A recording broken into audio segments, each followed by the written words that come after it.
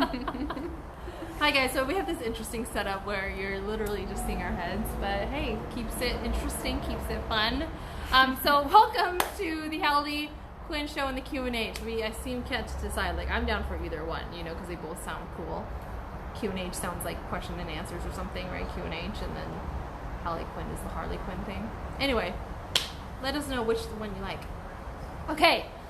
We just got done with meditation as usual, and things come up and we always catch up. And so what showed up for her was what is for you won't pass you. For me, it was like going back to move forward, So let's share this one over here. She's been sharing about her move, and she officially moved in. That happened so quick, within like 2 weeks. Yeah. Seriously. It was very quick. So tell us about this, what is for you won't pass you. When we were catching up, you were also mentioning, like, because how the whole process of how you moved was so almost effortless once you made the decision, or you had the awareness of, wait a minute, I don't have to settle in this place. I never felt at home here. So please share with us your experience and your message that you got from this experience of moving out and moving into a new Yeah, so now that I'm in, it's like so confirmed for me that I literally live in like all of my prayers, all of my home prayers have been answered in this space. It's everything that I've wanted. Like I really haven't had to settle on anything. There was no like, I get this, but I don't get this. All right, well, it's okay. You know, I got everything. Wow. And so, you know, I've been living my life in a way of like really not wanting to settle.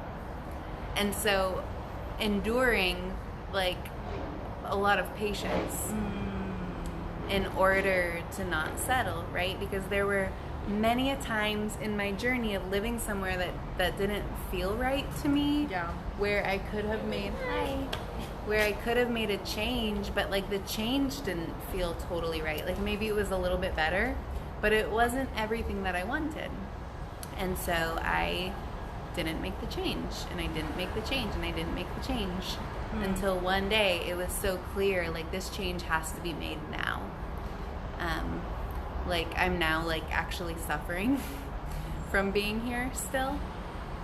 And as soon as it was that clear, like the place popped up right away, and it was just like this magical sequence of events to make it happen. So yeah, my big takeaway is that we don't have to settle, and when we can like cultivate patience, we can have all of our prayers answered, and this goes for all categories of life. And when something is really for you, the universe is conspiring for you. Yes. And the way that you know that is through synchronicity and through ease. Like something will be easy. Yeah. It's not going to be a struggle. It's not going to be a challenge. You're not going to be like, you know, having to push through in a really hard way. It's just like things happen when they're actually for you. Yes. So that's where I'm at. Love it. Thank you for sharing that. And I also wanted to highlight, because, you know, we're pretty close, and I've seen her journey. And would you say the toughest part that I've seen you go through was your own personal like healing? And even that takes patience as well, as you are committed to going to your healing practices when it got really hard, and then how things happened was totally effortless. Yeah, thanks for bringing that up, because I think that when we are actively doing our healing, what we're doing is we'll be operating from this place of like lower self-worth. And when we're operating from a place of low self-worth, we're experiencing a lot of pain. And then you realize like, wow, like I can't live in this pain anymore, so now I have to do my work and do my healing. So then as you do your healing, you're like mending this idea that like all you deserve is this like low level treatment or these low level conditions. Right. And then you like up level your self-worth, and you up level your self-worth, and you up level your self-worth to the point where your world starts to reflect the healing that you've done. Yes. And like your manifestations or the things that you like your up levels start to become a reflection of how you feel about yourself now.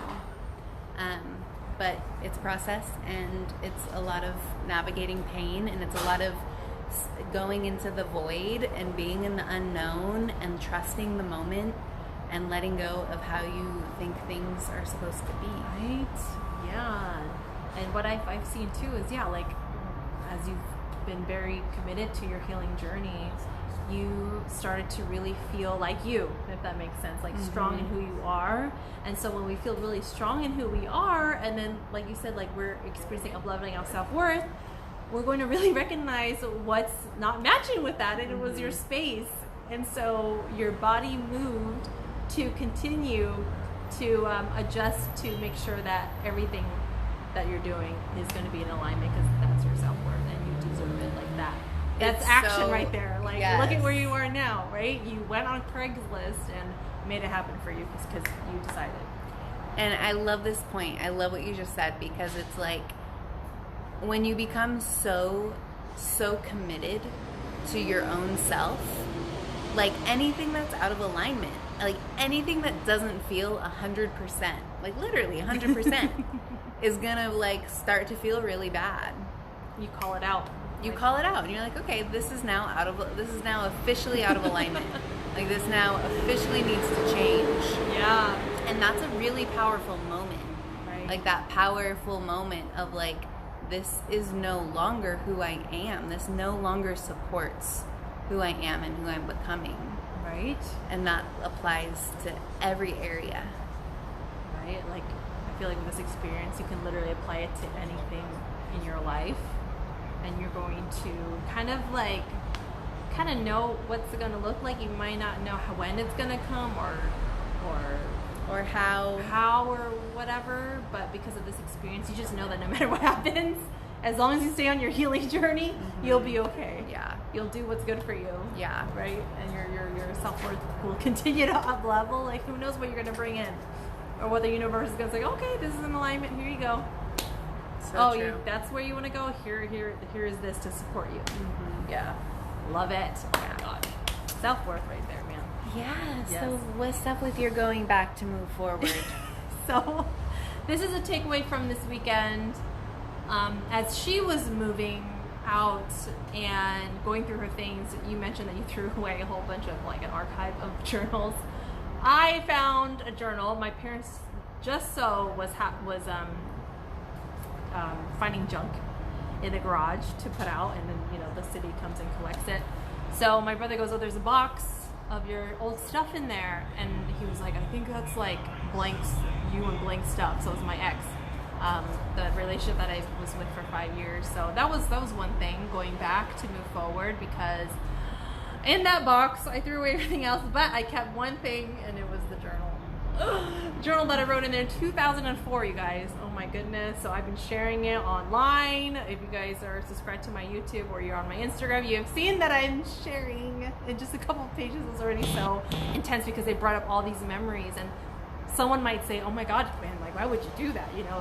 Like wasn't those experiences traumatizing and blah, blah, blah.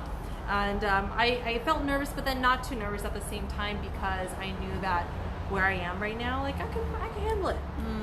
With the things that I've been through and the self-love practice and the healing, that being committed to the healing journey, I know that I have tools to really help me process. Yeah. Because in this journal, there was not much of processing.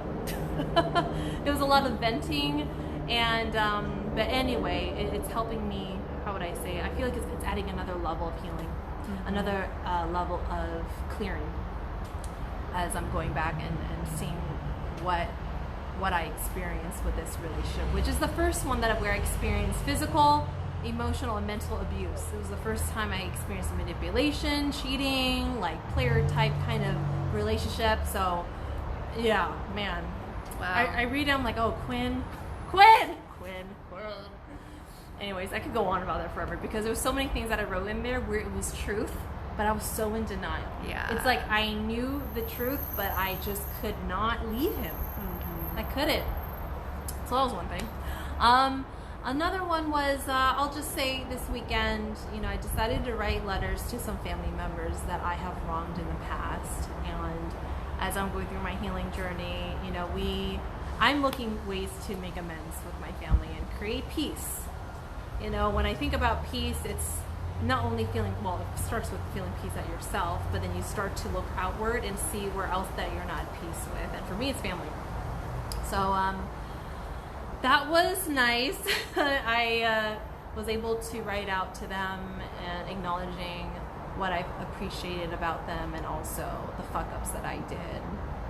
And just the intention of this is me making an attempt to make amends and create peace and having no expectations for them to do anything.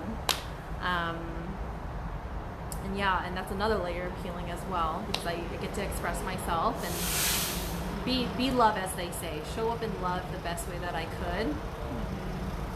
And I have hope.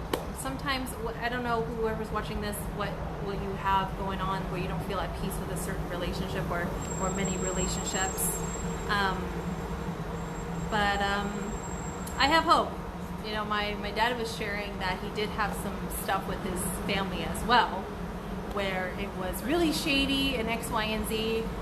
But today I'm seeing them so close. Like, they see each other like so much throughout the years, and I'm like, wow, okay. People repair. And so what else do I have to say about that? When you've experienced your own healing with going back with your own pasts, you'll feel somewhat confident in going back to heal some things with other people. Yeah. So it's been pretty powerful, actually. And I felt proud. It's like, I'm going to this place where, oh man, I'm going back to my shames, all the things that I've done that was wrong. And it's pretty interesting because things really, really got extra rocky when I was in this relationship that I'm reading about right now. So that's kind of interesting that it showed up right before this weekend. I'm starting to connect that. No accident. Yeah. Because as I'm going through this, journal, I'm reminded of how I was. Yeah. And then I'm able to really feel how fucked up things were and what my sisters had to witness and endure and deal and take on. So, yeah, very interesting stuff. But yeah. Brave. No. Very brave. Right? I think that with the going back thing, I think that there is... Don't mind us. That is a part of the process. Yeah. You kind of have to go back and re-experience it and re-feel it and relive it and to clear it. And then there's a point where you don't have to go back anymore. Yeah. Because you've made a full amends with it. Right. But until you've done that, you kind of have to keep processing it and forgiving it until it's totally forgiven. And once it's totally forgiven and you've totally forgiven yourself, then you can just move forward. Right? Yeah, thank you for that, because who was it? I remember talking to somebody, I can't remember, but of course, like when you hear somebody kind of re-shaming themselves or hearing somebody not giving themselves enough credit, and then they say, well, you gotta forgive yourself, and I realized there's a part of me that has forgiven myself, and also I know there's another part of me where it's still in the process. It's still in process. So things don't happen that quickly. I mean, think about your life, like how you finally got into this space where it actually feels, and it's something that you prayed for 6 years. For 6 years. But you stayed with yourself in the healing journey. And I know that was difficult. And, right? And then you're seeing the result of that. I feel like that could be a workshop. Totally. Embrace the process. Oh, yeah. Right? Yeah. Because, everything comes with a process. Everything comes with a process. So yes, with that said, you know, we do our workshops once a month. We host Meditate and Conversate every Thursday. If you guys are interested, I left the Self of Exodus page for you guys to like it, so you guys can keep in touch and see what it is that we are offering. And yeah, that was our takeaway. Yeah, so let us know what you got from that, and we'll see you next week. If there's a certain topic that you would like for us to dive into and process, because we can probably relate to something that you're going through, we'd be happy to discuss that next week if you would like for us to do that. With that said, much blessings to you guys, all Many the blessings. love, all the healing love, and yeah, if you guys need any support, maybe like with us, with you, like one-on-one, we provide that as well. All right, peace. Bye, guys.